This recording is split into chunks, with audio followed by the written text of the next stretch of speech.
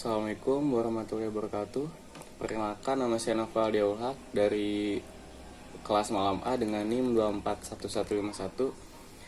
Kali ini saya akan menjelaskan analisis break even point pada produk pintu mebel UD Nadia Galunggung Ambon. Ada Nona Ambon nggak di sini? Nona Ambon pica, Nona nanti lincah, macam Papua Garasana. Ini ada identitas jurnal. Tujuan dari penelitian ini untuk menghitung dan menganalisa titik impas pada produk pintu mebel UD Nadia Galunggung tahun 2019. Perkembangan produksi produk pintu pada mebel UD Nadia Galunggung tahun 2019 bisa dikatakan jumlah produksinya tidak stabil, sehingga membuat jumlah permintaan produksi mengalami naik turun. Sejauh ini, besar keuntungan yang didapat belum diketahui secara pasti, karena sampai saat ini pihak mebel UD Nadia Galunggung tidak melakukan perhitungan titik impas untuk merencanakan laba usaha mereka pada periode yang akan datang. Lalu ada latar belakang perkembangan sektor manufaktur dan perdagangan perjalanan sangat pesat, terutama dipicu oleh permintaan konsumen terhadap produk kebutuhan sehari-hari. Ucap Rohmawati 2016.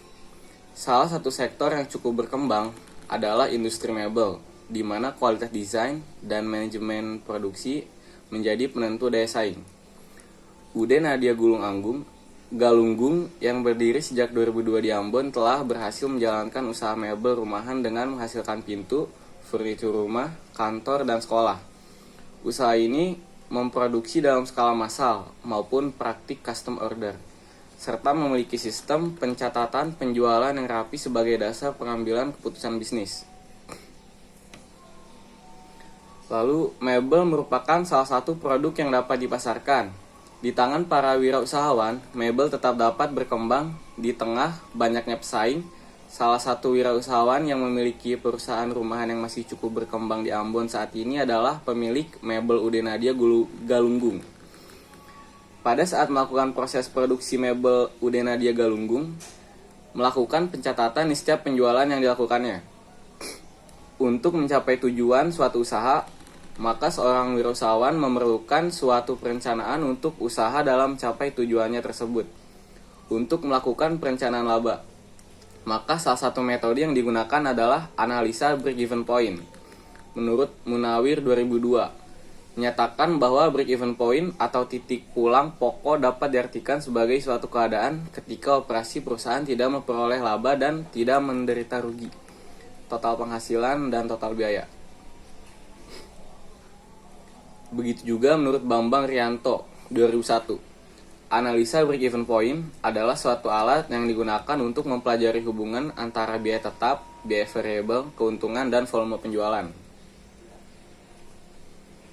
Tujuan penelitian yang pertama, menghitung break-even point dalam unit dan rupiah pada produk mebel. Yang kedua, mengetahui apakah usaha sudah mencapai titik impas. Dan yang ketiga, menyusun strategi peningkatan laba melalui analisis break-even point berdasarkan data penjualan aktual. Landasan teori yang pertama, break-even point.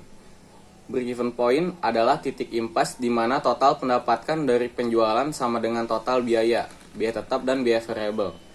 Pada titik ini, perusahaan tidak mengalami keuntungan maupun kerugian. Manfaat break-even point meliputi pengetahuan kapan bisnis balik modal, menentukan target penjualan, menganalisis profitabilitas, dan berbagai dasar penghitungan laba. Yang kedua ada asumsi dasar analisis break-even point. Menurut Holmgren et al., asumsi dasar analisis break-even point meliputi yang pertama, satu-satunya faktor yang mempengaruhi biaya adalah perubahan volume. Yang kedua, semua biaya dapat diklasifikasikan sebagai biaya tetap atau variabel. Yang ketiga, tingkat persediaan tidak berubah. Yang keempat, komposisi penjualan produk tetap. Mulyadi 1993 menambahkan beberapa asumsi lain, seperti harga jual dan biaya produksi dianggap tetap, kapasitas pabrik konstan, tidak ada perubahan signifikan dalam persediaan awal dan akhir. Dan yang ketiga, Kegunaan dan manfaat break-even point. Menurut Kasmir, analisa break-even point digunakan untuk mendesain spesifikasi produk, menentukan harga jual per unit, menentukan jumlah produksi atau penjualan minimum agar tidak rugi, merencanakan laba yang diinginkan. Sedangkan Bustami dan Nurella tahun 2006 menyatakan bahwa break-even point membantu perusahaan menentukan penjualan minimum agar tidak rugi. Menganalisis dampak perubahan, harga dan biaya terhadap laba, menentukan kombinasi produk untuk mencapai laba target. Dan yang keempat, ada kelemahan break-even point. Menurut Suhardi dan Purwanto tahun 2004 dan Harahap tahun 1997, analisa break-even point memiliki beberapa kelemahan. Mengasumsikan harga jual dan biaya tetap atau variabel konstan, sulit mengklasifikasikan biaya semi variabel, analisa hanya akurat dalam jangka pendek, tidak memperhitungkan perubahan efisien, produksi, atau strategi promosi. Assalamualaikum warahmatullahi wabarakatuh. Nama saya Semi Sanaif dengan NIM 241151075. Di sini saya akan membacakan hasil dan pembahasan. Mebel UD Nadia Galunggung merupakan usaha manufaktur di kota Ambon yang memproduksi berbagai perlengkapan rumah tangga. Salah satunya pintu. Produk pintu yang diproduksi dijual dengan harga Rp1.400.000 per unit pada tahun 2019. Total produksi dan penjualan mencapai 322 unit, menghasilkan total pendapatan sebesar Rp450.800.000. Dari hasil perhitungan diperoleh bahwa Mebel UD Nadia Galunggung perlu memproduksi dan menjual minimal 241 unit agar tidak mengalami kerugian.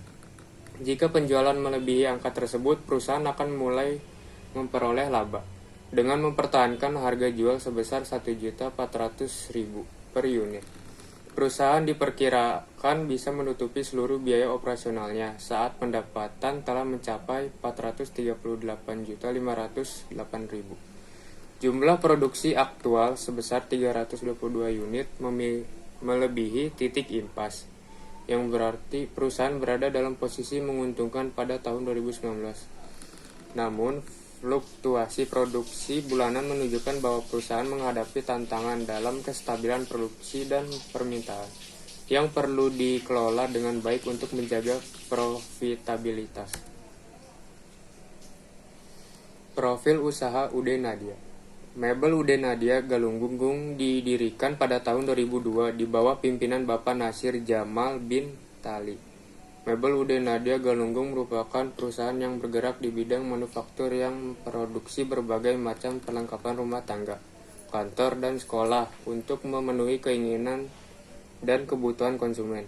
Di samping memproduksi secara massal, UD Nadia Galunggung juga merupakan usaha mebel yang memproduksi barang berdasarkan pesanan. Untuk menarik konsumen, Mebel UD Nadia Galunggung selalu mengutamakan kualitas barang dalam bentuk kerapihan, hasil kerja, dan desain yang menarik.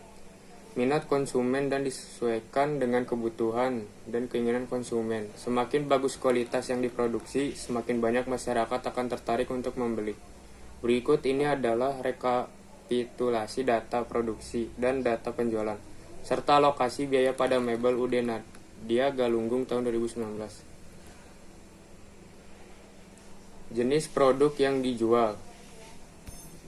Mebel UD Nadia Galunggung juga memproduksi perlengkapan rumah tangga, perlengkapan kantor, perlengkapan sekolah, produk custom berdasarkan pesanan konsumen.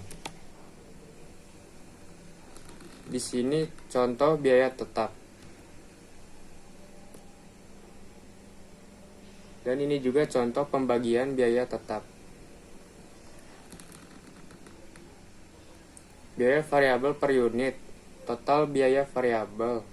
Yang pertama, total biaya bahan baku sekitar 14.400.000. Kedua, total biaya bahan pendukung 4.620.000. Yang ketiga, biaya listrik dan air 9.600.000. Total 158.220.000. Perhitungkan biaya variabel yang digolongkan pada mebel UD Nadia Galunggung di atas menunjukkan bahwa biaya variabel selama periode waktu 2019 sebesar 158.220.000. Saran: pengendalian biaya produksi, perusahaan perlu melakukan evaluasi terhadap komponen biaya variabel seperti bahan baku dan biaya listrik agar efisiensi produk dapat ditingkatkan. Pengelolaan biaya yang optimal akan berdampak langsung pada penurunan BEP dan peningkatan margin keuntungan.